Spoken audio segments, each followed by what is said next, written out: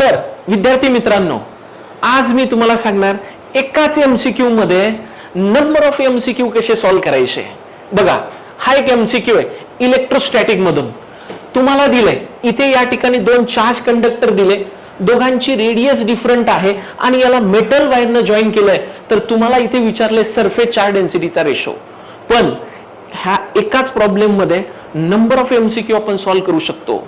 मग हे एमसीक्यू कसे सॉल्व्ह करायचे, तर बघा, पहिला पॉइंटचा जर का आपण विचार केला तर तुम्हाला इथे फर्स्ट विचारला जाणार पोटेन्शियलचा रेशो काय असेल. समजा याचं पोटेन्शियल V1 आहे, याचं पोटेन्शियल V2 आहे. मेटल वायरनं जॉईन केलं तर तेव्हा या ठिकाणी चार्जेस फ्लो होणार from higher potential to lower potential. केव्हापर्यंत?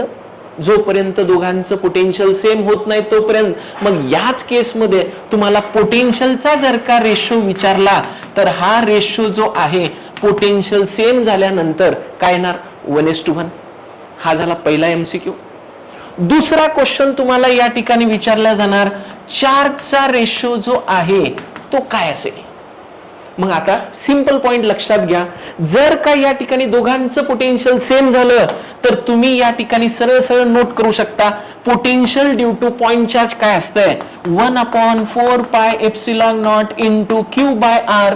ही कॉन्स्टंट टर्म पोटेन्शियल सेम झालं तर Q आणि R मध्ये रिलेशन काय?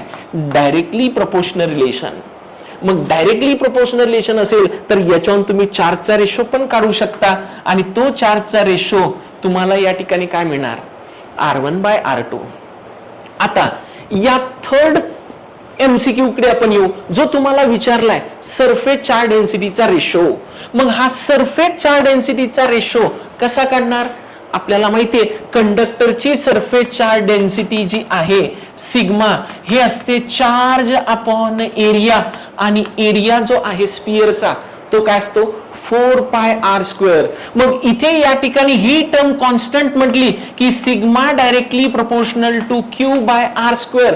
तर तुम्ही Q1/Q2 ची व्हॅल्यू R1/R2 टाकणार आणि इनव्हर्सली प्रोपोर्शनल टू R² म्हटलं की R2² अपॉन R1² ही व्हॅल्यू प्लेस केली तर हा रेशो σ1/σ2 तुम्हाला या ठिकाणी मिळणार R2/R1. झाले 3 एमसीक्यू. आता तुम्हाला याच्यात असाही क्वेश्चन विचारला जाणार, तो म्हणजे कोणता?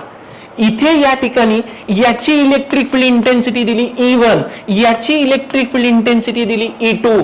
तर तेव्हा इलेक्ट्रिक फील्डचा रेशो काय असेल? दोन स्पियर मेटल वायरने जॉईन केल्यानंतर. मग हे जर का काढायचं असेल तर एक सिंपल टेक्निक या ठिकाणी, ती म्हणजे कोणती? बघा, इथे जर का आपण या ठिकाणी म्हटलं इलेक्ट्रिक फील्ड इंटेन्सिटी कंडक्टरच्या सरफेसवर काय असते, तर ती असते σ/ε0. मग ε0 ही टर्म कॉन्स्टंट म्हटली तर electric field directly proportional to काय येणार? सिग्मा. म्हणजे जो सिग्माचा रेशो आहे तोच इलेक्ट्रिक फील्डचा रेशो असेल, तो म्हणजे काय? R2/R1.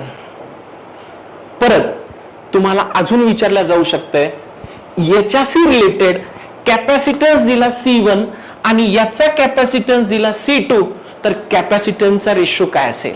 मग याला आयसोलेटेड स्पेरिकल कंडक्टर जर का आपण म्हटलं तर पोटेन्शियल सेम झालं तर तुम्ही याला असं सॉल्व्ह करू शकता.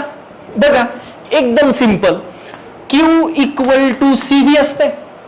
पोटेन्शियल सेम झालं वायरनं जॉईन केल्यानंतर तर Q डायरेक्टली प्रोपोर्शनल टू काय येणार? C.